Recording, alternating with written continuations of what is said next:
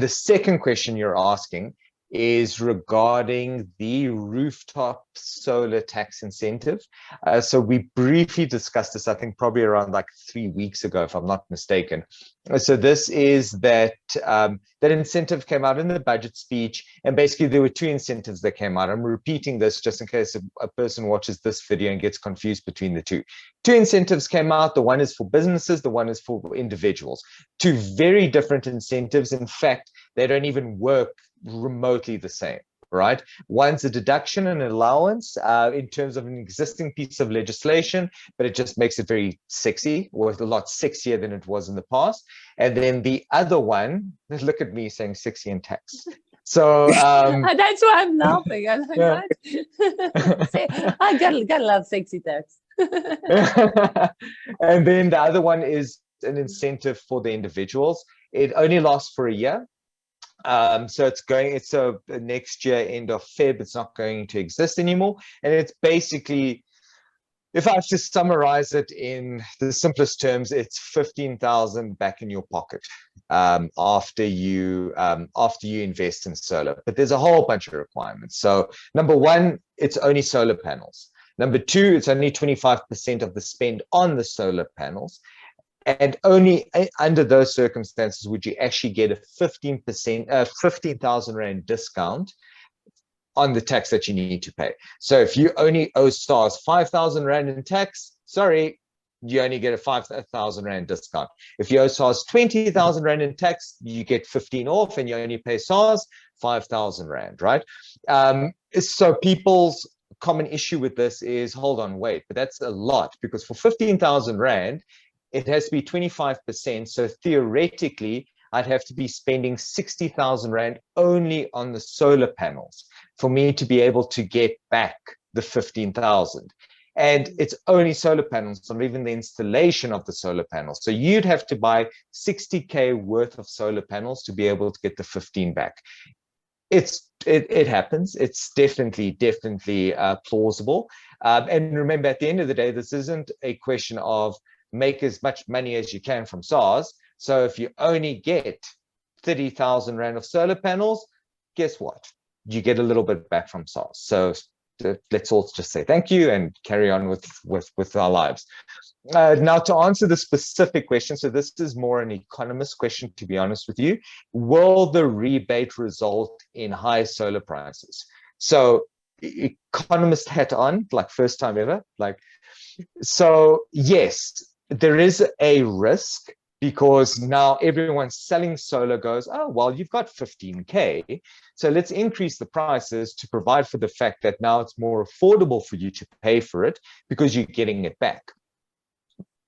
The flip side of it is solar's in such high demand at this moment that you've gotten to a stage of, number one, technology advancements, which is inevitably going to cause a decrease in pricing, as it always does. I mean, simple examples like cell phones, internet, that sort of thing. Like at some point or another, you're able to reproduce technologies for a cheaper price. And yes, there's improvement. So there might very well be a like super cool solar panel that comes out that's a fortune, but your basic level is going to eventually reduce in price because of scalability, because of the need, the demand, right? So that's the main thing. And bottom line is competitive behavior. It's a competitive market. I'm going to try to beat that guy by giving it to you for X amount lower. And at some point or another, both those things are going to combine because of the great demand, and it's just going to happen. It's the solar incentive. And I think this question is off the back of a number of years ago where there were solar incentives for, for a couple of things, but load shedding wasn't as big as it was now. Maybe there the prices went up because people knew that they could afford to pay for it, but that's not the case anymore. I don't feel, but again, that's not really within my area of expertise, but I do have an opinion. So there you go. There's my opinion. There you go.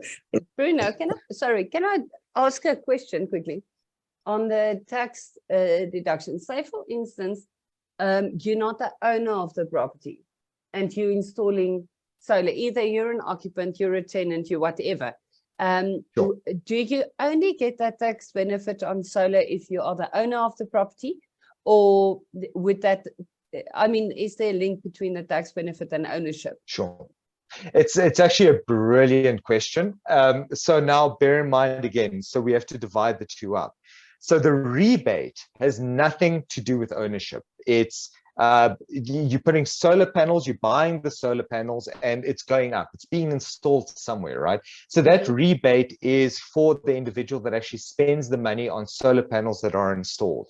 So your residential accommodation, tenants can pay for it. They can get that rebate, no problem at all. With commercial, the difficulty behind it is if a commercial tenant is allowed to have a certain allowance where they write back, they basically depreciate that asset. But by the definition of our law, then you retain ownership of the specific asset if you're going to depreciate, because once you dispose of it, there's a recoupment component. But forget that for a second. So now the problem with commercial is if you go and install solar in a building belonging to a commercial landlord, our normal rules when it comes to tenancy and leases and stuff like that is as soon as you affix that, something like that, it normally forms part of the building and belongs to the landlord. In that instance, it's a bit of a problem because it's not your asset anymore. You're not, how can you depreciate an asset that doesn't belong to you? So different rules depending on which incentive you'd be using. If you can agree with the landlord that you retain ownership of the asset and you're able to remove it once you leave the premises, then I don't see a problem why you wouldn't be able to deduct it. Thank you. Okay, now I'll keep quiet. Right. That's good. So yeah, a very informative episode. Obviously, there's a lot of talks about the solar tax incentives. People have a lot of questions. And obviously, it's something that is SARS related. So everybody wants to get it right. You don't want to end up on the wrong side. So thank you for the questions. I will be doing quite a number of question and answer series regarding the tax rebate. So stick to the channel, and there's a lot more of that coming up. And thank you for today. And hopefully we'll see everybody again next week and maybe sooner too. Thank you so much. We'll have to see.